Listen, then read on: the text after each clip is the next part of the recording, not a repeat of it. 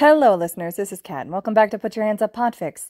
This is the continuation of See You in the Morning. This is Part 7, Chapter 7, entitled Nothing Like a Locked Door. All right, Azu, are you sure you're okay by yourself? I can stay over for the night, or we can go to the cafe for the night if you need. His boss asks him as they stand in front of the entrance to Izuku's apartment building. The sun has finally started to go down, and the world around them is cast in shades of blue and grays. No, I'm fine by myself, boss. Honestly, just looking forward to passing out on my bed. Izuku's back to using AT for right now. His throat is grating and raw feeling still. Into reaches over and ruffles his hair before nodding firmly. Okay, but make sure you text me if you need something. Seriously, Izuku, we all want you to be safe and healthy, so don't let us down, and make sure to take care of yourself. Okay, I will. I promise, boss. I'll be fine, and I'll text you or another person from the community if I need something. Okay. See you at work then, Greenie. And with that, Hinto is walking away from him, probably on her way back to the quirky cafe since its busier hours are coming up. Poor Fuwashi probably made Sasha and some other patrons help out in the back since he's the only one currently there, if Izuku's remembering the schedule correctly.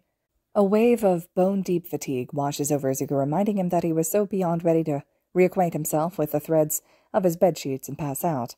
He slowly makes his way into the building and then up the stairs, since you're more than likely to get trapped in his apartment building's elevator than reach your floor.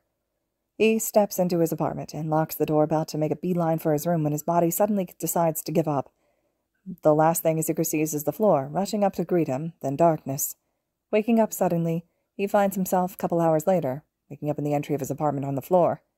Well, that's just great. Nothing like passing out on the floor to really start the healing process. He slowly peels himself off the floor and stumbles his way into the kitchen. He needs water and painkillers. He was probably dehydrated before going to school and then also hadn't had any water or liquid since, which was probably causing the headache that had formed sometime after he had passed out the second time today. Actually, is it even today? Or is it tomorrow? What time is it? He glances at his phone screen as he pours himself some water into his gray mug.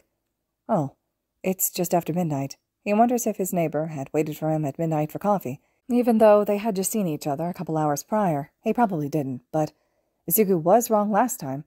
Either way, he is not there now, which he confirms with a quick glance at the dark kitchen window of his neighbor.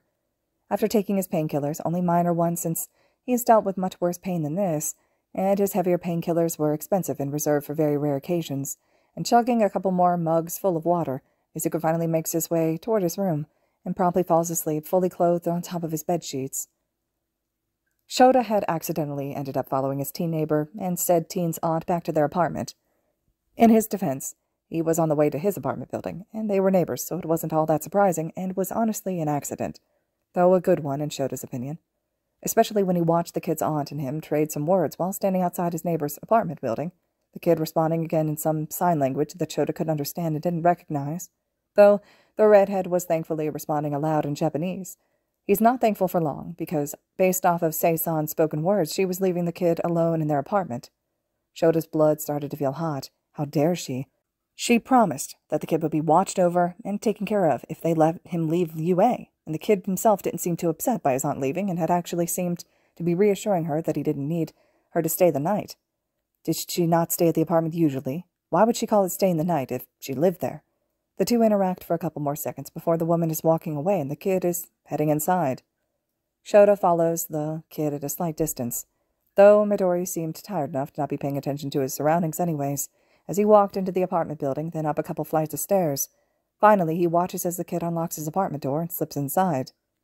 He walks down the hall to stand in front of the apartment's door, after a second giving in and pressing his ear to the surface to listen. He almost wishes he didn't, when all he hears is the sound of a body hitting the floor. Did the kid just pass out? Holy shit. Shota starts knocking on the apartment door. Maybe that cousin Sei-san mentioned was home and would notice the sound? Kid, are you okay? Please respond so I know you're okay. He knows he's being loud and disruptive, but his kid just passed out alone in a locked apartment. His injured kid. So Shota thinks it's fair that he started to freak out, especially since he wasn't actually able to break into these apartments due to the type of door and lock. If he'd been thinking rationally, he would have run over to his own apartment to grab his lock-picking kit, but rationality was the last thing on Shota's mind. What does he do? The kid could have bashed his head on anything when he fainted. So he calls Chiyo. Hopefully she'll know what to do. What is it, Shota? I just saw you. The kid. Chiyo, his aunt, left him, and he had headed into his apartment by himself, and he hasn't come back out yet. The kid locked his apartment door and then just fainted on the other side. I can't get inside. I don't know if he's okay. Okay, calm down, Shota. Could you do that for me? Just deep breaths, you know how. The line goes quiet for a couple of seconds as Recovery Girl listens to his breathing over the phone. There you go, dearie. Now, have you tried to rouse Midoriya? Yes, I knocked on the door loudly and called his name. No response, and I didn't hear any movement. Then he likely fainted from exhaustion. It's been quite the day for him. New school, new classmates, new teachers, multiple panic attacks, running, getting hurt, then healed by my quirk, let alone the mental energy he likely expended today alone. It doesn't surprise me he fainted.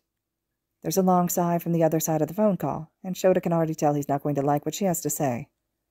There's not much you can do right now for the dear Shota. Rest is the only way that he'll be regaining consciousness, so you'll have to let him sleep for a bit.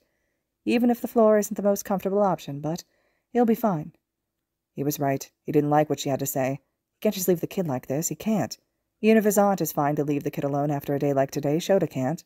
So he sits there for a good couple of hours, just listening for any sign of Midori waking up, any sign he's okay on the other side of the fucking door. It's not until just after midnight that he hears the kid start to move, and Shota wakes from his light doze. He listens as the kid gets up off the floor, groaning, before seemingly shuffling down the hallways and toward where I was assuming the kitchenette is. Thank fuck, the kid seems fine at least. No stumbling steps or throwing up sounds which could indicate something was hurt when he fell. Finally breathing a lot easier, Shota decides it's time to head home. Not much else he can do for the kid, short of knocking on the door and being let inside, though he doubts that doing so would make things better. So he doesn't, even though he really wants to see the kid safe with his own eyes. He'll meet with Nezu first thing tomorrow to see if the rodent had dug anything concrete up on the aunt, as well as inform him of all that just happened. A young teenager shouldn't be left alone when exhausted and hurt, and Shota doesn't plan on letting this continue if it was commonplace. He was beat. Who knew problem children with so much work and energy? Certainly not last year him, who had gotten out of having a class altogether. He sends out a quick text to his husband, who should have just left his studio, and he would be heading home as well, letting him know that the kid woke up and seems fine for the most part, so he's heading to their apartment now. He could really use his husband's cuddles after the emotional roller coaster today was. Shota doesn't do emotions much, so today was a lot, especially for him. It would have been a lot, even for a person more like his husband. Zashi was always socializing and laughing and emoting. If Shota even tried to do similarly to the blonde, he would have to go into a coma for at least a year to regain the social and emotional energy back. Okay, I'm going to grab some takeout on my way home. I doubt either of us feels much like cooking tonight. Kami, Shota loves his husband. All right, listeners, this concludes Chapter 7 of See You in the Morning. Chapter 8 will be next.